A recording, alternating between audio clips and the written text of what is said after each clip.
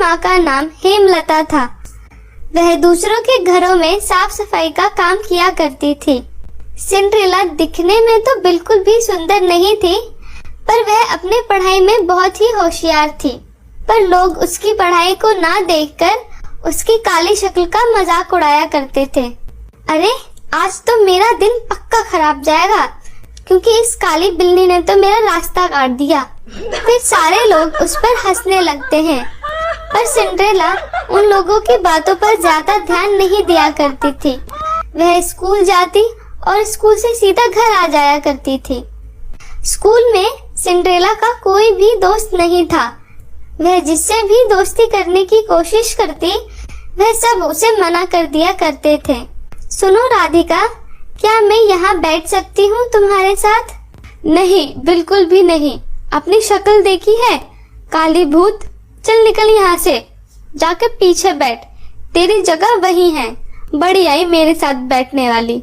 फिर सारे बच्चे उस पर हंसने लगते हैं और फिर सिंड्रेला उदास होकर पीछे जाकर बैठ जाती है। सिंड्रेला की माँ उससे बहुत प्यार किया करती थी। अरे मेरी गुड़िया, तू आ गई स्कूल से? जाके हाथ मुंह धो ले, फिर मैं तेरे लिए खाना लगा देती हूँ। आज मैंने तेरे पसंद के आलू के पराठे बनाए हैं। क्या सच माँ? आलू के पराठे? नाम सुनकर तो मेरी भूख और भी बढ़ गई। आज तो मैं पेट भर कर खाऊंगी। ठीक है, खा लियो, पर जा पहले हाथ मुंह धो के आ। ठीक है माँ, मैं अभी आती हूँ। फिर सिंड्रेला हाथ मुंह धोकर आ जाती है। अब तो दे दो, पेट में चूहे कूद रहे हैं। वाह माँ, सच में आपके हाथों में तो जादू है। आप कितना टेस्टी आलू का पराठा बनाती हो, मन करता है बस खाती रहूं। अरे तू भी ना। अच्छा चल ये बता, आज का स्कूल का दिन कैसा गया? किसी से दोस्ती की तूने? नहीं माँ, मैं तो दोस्ती करने की कोशिश करती हूँ, पर मेरे काले रंग की वजह से मुझसे कोई भी दोस्ती नहीं करता।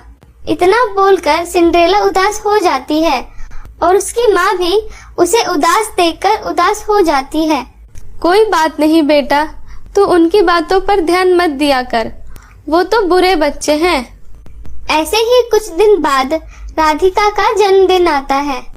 सारे बच्चे उसे विश करते हैं और उसे गिफ्ट्स भी देते हैं। आज तो तुम्हारे घर में बहुत बड़ी पार्टी होगी। हाँ, एकदम आलीशान पार्टी होगी, आलीशान। और हाँ, तुम सब भी वहाँ जरूर आना। हाँ, हम जरूर आएंगे। वैसे राधिका, तुम पार्टी में पहनोगी क्या? मैं एक बहुत ही सुंदर और महंगा डिजाइनर लहंगा पहनूंगी। पार्टी में तुम सब भी कोई अच्छी सी ड्रेस पहन के आना। अच्छा ठीक है राधिका। ये सब देखकर सिंड्रेला का भी पार्टी में जाने का मन करता है। फिर सिंड्रेला भी राधिका को विश करने जाती है, हैप्पी बर्थडे राधिका। फिर राधिका भी सड़ा सा मुंह बनाकर बोलती है, ठीक है, थैंक यू। फिर सिंड्रेला राधिका से पूछती है, राधिका, क्या मैं भी तुम्हारे पार्टी में आ सकती हूँ? सिंड्रेला की बात सुनकर राधिका गुस्सा हो जाती है। फिर राधिका के दोस्त राधिका को बोलते हैं, राधिका, क्या तुम इस बदसूरत को भी अपनी पार्टी में बुलाओगी? तभी दूसरी सहेली बोलती है, राधिका सुन, मैं एक बात बता देती हूँ, अगर ये मनुष्य काली बिल्ली तुम्हारी पार्टी में आएगी तो मैं नहीं आने वाली। हाँ, और हम भी नहीं आने वाले। ये सब बातें सुनकर राधिका और भी गुस्सा हो जाती है और गुस्से से सिंड्रेला के ऊपर बरस पड़ती है। ओए सुन सिंड्रेला की बच्ची, अपनी शक्ल देखी है? काली भूत कहेगी। मैं पागल नहीं हूँ जो तुझे अपनी पार्टी में बुलाऊंगी। मैं फटीचरों को अपनी पार्टी में नहीं बुलाती। मेरी पार्टी अमीरों की है, समझी? तभी राधिका की एक सहेली बोलती है, और तू पार्टी में पहनकर आएगी क्या अपना ये फटा चप्पल और सड़ा हुआ कपड़ा? इतना सुनकर सारे बच्चे उस पर हंसने लगते हैं।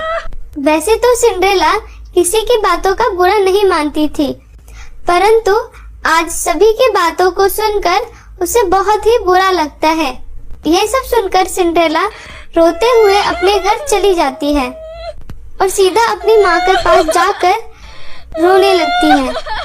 उसे रोता हुआ देखकर उसकी माँ उससे पूछती है, अरे अरे, क्या हुआ? क्यों रो रही है तू? सिंड्रेला कुछ नहीं बोलती, बस रोती ही जाती है। अरे बाबा, क्या हुआ? अब बताएगी भी क्यों इतना रो रही है? किसी ने कुछ बोला है क्या? फिर सिंड्रेला रोते रोते बोलती है, माँ, क्या मैं बहुत बुरी लड़की हूँ? नहीं तो, बिल्कुल नहीं। ऐसा किसने बोला तुझसे? तो बाकी बच्चे मुझसे दोस्ती क्यों नहीं करते हैं? मैं इतनी काली और बदसूरत हूँ जिसकी वजह से कोई मुझसे दोस्ती नहीं करता, कोई मुझे अपने पास भी नहीं बिठाता। पूरे क्लास में मुझे पीछे जाकर अकेले बैठना पड़ता है और सब मेरा बहुत मजाक भी उड़ाते हैं। और आज तो सबने मेरी बहुत बेइज्जती भी करी। मुझे राधिका ने अपनी पार्टी में भी नहीं बुलाया। इतना बोलकर सिंड्रेला जोर जोर से रोने लगती है। फिर उसकी माँ उसे समझाते हुए बोलती है, बेटा, मैंने तुझे बोला है ना, वो बहुत ही बुरे बच्चे हैं। तू क्यों उनके बातों पे ज्यादा ध्यान देती है? उन्हें क्या पता असली खूबसूरती क्या होती है। असली खूबसूरती तो दिल में होती है। ऐसे ही कुछ दिन बीत जाने के बाद एक दिन सिंड्रेला की क्लास में उसकी क्लास टीचर आती है और बोलती है, सुनो बच्चों, इस महीने की 30 तारीख को तुम सबका एनुअल फंक्शन है। तुम सभी बच्चों को फंक्शन में आना है, ठीक है? और हाँ, सारे बच्चे अच्छी अच्छी ड्रेसेस पहन के आएंगे। सभी बच्चों को बहुत सुंदर दिखना है फंक्शन में। फिर स्कूल के लंच के समय सभी बच्चे स्कूल के पार्क में जाकर फंक्शन के बारे में बातें करते हैं। वहीं सिंड्रेला भी अकेले बैठकर सोचती है, अब तो फंक्शन आ रहा है, पर मैं क्या पहनूंगी?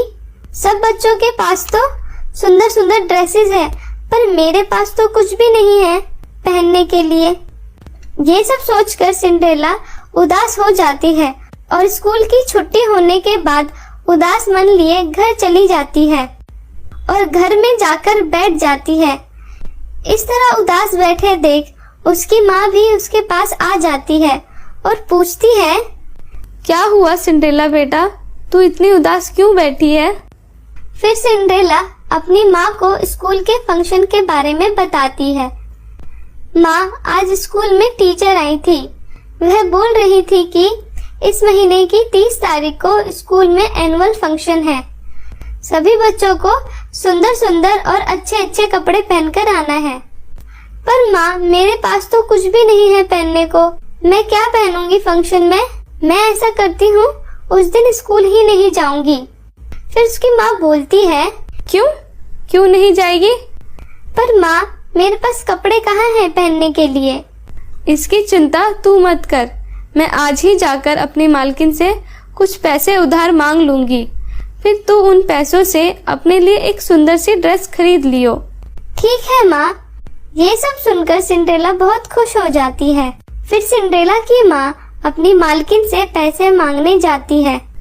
मालकिन, क्या आप मुझे कुछ उधार पैसे दे सकती हो? मुझे मेरी बेटी के लिए कुछ कपड़े खरीदने हैं। उसके स्कूल में फंक्शन है। पर हेमलता, मेरे पास ज्यादा पैसे नहीं हैं, थोड़े ही पैसे हैं। ठीक है मालकिन, आप मुझे उतने ही दे दीजिए। फिर हेमलता की मालकिन उसे पैसे दे देती है। ये लो हेमलता। फिर सिंड्रेला की माँ उन पैसों को लेकर घर के लिए निकल जाती है। सिंड्रेला की माँ घर जा ही रही होती है तो अचानक से उसका एक्सीडेंट हो जाता है, जिसके कारण उसके पैरों में फ्रैक्चर हो जाता है और सिंड्रेला के ड्रेस के लिए लाए हुए पैसे उनके इलाज में खर्च हो जाते हैं। बेटा, मुझे माफ कर दो, मैं तुम्हें ड्रेस नहीं दिला पाई। सारा पैसा तो मेरे इलाज में ही खर्च हो गया। अरे माँ, कोई बात नहीं, आप ठीक हो जाओ बस, और मुझे कुछ नहीं चाहिए। ड्रेस का क्या, वो तो मैं कभी और भी खरीद लूंगी। चलो ये सब छोड़ो, पहले ये लो, दवाई खा लो। ऐसे ही कुछ दिन बीतने के बाद सिंड्रेला एक दिन कहीं जा रही होती है तो वे देखती है एक बूढ़ी अम्मा रास्ते में बेहोश पड़ी है। तो वे भागते हुए उसके पास जाती है। अरे अरे, इन्हें क्या हो गया है? ये कैसे बेहोश हो गई हैं? अरे अम्मा उठो, आप ठीक हो अम्मा? अरे ये तो कुछ बोल ही नहीं रही है। फिर सिंड्रेला अम्मा के ऊपर कुछ पानी की बूंदें छिड़कती है ताकि अम्मा को होश आ जाए। कुछ समय के बाद अम्मा को होश आ जाता है। फिर अम्मा बोलती हैं, सिंड्रेला, मैं यहाँ काफी देर से बेहोश पड़ी थी, पर किसी ने मेरी मदद नहीं की। सब मुझे बेहोश देखकर चले जाते थे, पर तुम नहीं गई, तुमने मेरी मदद करी। तुम सच में बहुत ही भली लड़की हो। आज मैं तुम्हें एक बहुत ही सुंदर सा गाउन देती हूँ, जो मुझे एक परी ने दिया था, पर अब मैं बूढ़ी हो गई हूँ। मुझे इस गाउन की कोई जरूरत नहीं है, इसे तुम ले लो। और ये गाउन कोई ऐसा वैसा गाउन नहीं है, ये एक जादुई गाउन है। तुम इस गाउन की मदद से जो चाहे मांग सकती हो, और ये गाउन तुम्हें तुम्हारे मन की तरह बहुत खूबसूरत बना देगी। फिर सिंड्रेला उस गाउन को पहन लेती है। तभी वह एक बहुत ही सुंदर प्यारी लड़की में बदल जाती है। यह सब देखकर वह बहुत खुश हो जाती है। फिर वह अम्मा को धन्यवाद बोलती है। फिर अम्मा वहाँ से चली जाती है। फिर सिंड्रेला अपने घर जाती है और ये सारी बातें अपनी माँ को बताती है। उसकी माँ ये सब सुनकर बहुत खुश हो जाती है। फिर सिंड्रेला अपनी जादुई गाउन की मदद से अपनी माँ को ठीक कर देती है और वह वही गाउन पहनकर अपने स्कूल के फंक्शन में भी जाती है। और ये गाउन पहनकर सिंड्रेला पूरे पार्टी में सबसे सुंदर लग रही होती है। ये देखकर राधिका चौंक जाती है और उसे अंदर ही अंदर चिढ़ने लगती है। और फिर सिंड्रेला पार्टी में खूब एंजॉय करती है और खुशी खुशी वापस घर चली जाती है। तो मेरे प्यारे दोस्तों, कैसी लगी आपको हमारी ये कहानी? प्लीज कमेंट करके जरूर बताएं और इसे अपने दोस्तों के साथ भी जरूर शेयर करें। और हाँ दोस्तों, अगर आपने अभी तक हमारे इस चैनल को सब्सक्राइब नहीं किया है तो प्लीज नीचे लाल बटन दबाकर अभी सब्सक्राइब कर लें। तो मिलती हूँ आपको किसी नई कहानी के साथ, तब तक अपना ध्यान रखें। टाटा।